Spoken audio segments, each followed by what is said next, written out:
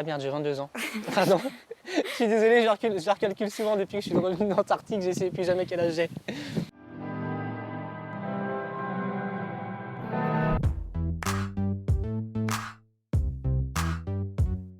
On va traverser 25 pays et effectuer 15 000 km pour justement sensibiliser le maximum de personnes à l'écologie à travers des récits, des photos et des vidéos qu'on pourra réaliser sur place, quoi.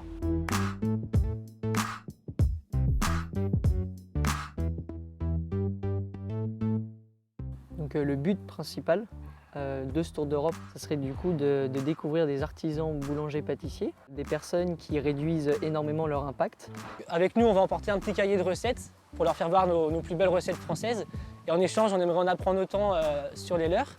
Et nous aimerions aussi discuter des problèmes écologiques qu'on peut rencontrer dans des entreprises, donc tout ce qui est le gaspillage, qu'il soit alimentaire, qu'il soit par rapport aux emballages. Le but, il est vraiment de partager une expérience et pas d'imposer quelque chose. C'est vraiment de discuter et d'échanger.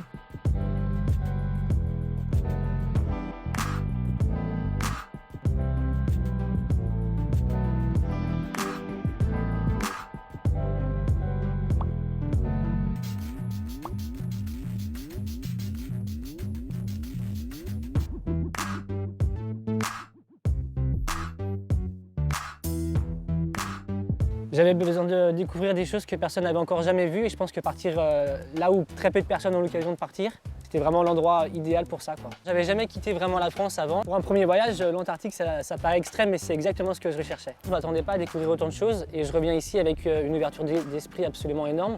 J'ai appris des choses autant sur le climat que sur les animaux et aujourd'hui, ça m'aide beaucoup à comprendre vraiment l'environnement qui m'entoure.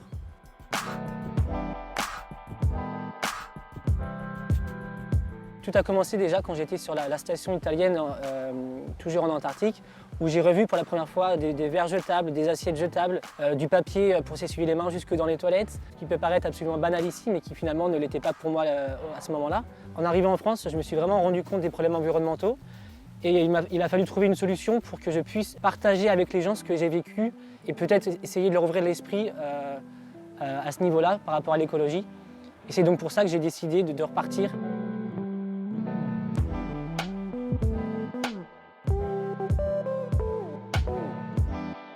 Il m'a harcelé, j'ai eu très peur. Non, pas du tout. La première fois qu'on s'est revus, c'était on a repris contact dans un petit village. On a passé quasiment 6 heures, je crois, à discuter de l'Antarctique. Dans ma tête, je me suis dit, ah ouais, il se passe quelque chose à l'autre bout du monde. C'est pas normal que chez nous, ça se passe pas, ou du moins, ça se passe pas assez. Avant, j'étais un petit peu moins sur tout ce qui était écologie, je faisais un petit peu moins attention, etc. Maintenant, j'y fais beaucoup plus attention. En plus, du coup, je vis avec Tony. J'ai dit oui tout de suite parce que le projet m'a beaucoup intéressé. Je m'attends vraiment à essayer de faire partager ce sentiment-là que moi j'ai eu, cette envie de vouloir faire toujours mieux et me sentir mieux dans ma peau par rapport à cette écologie.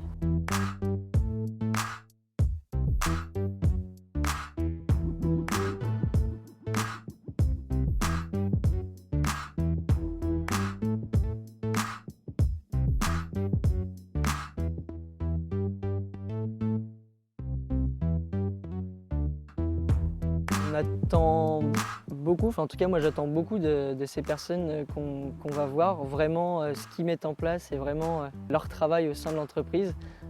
Et puis discuter de leur spécialité et voir si nous, on ne peut pas leur apporter des choses de par notre jeune expérience, que ce soit sur l'environnement, mais aussi que ce soit sur les pâtisseries et sur la boulangerie, tout simplement.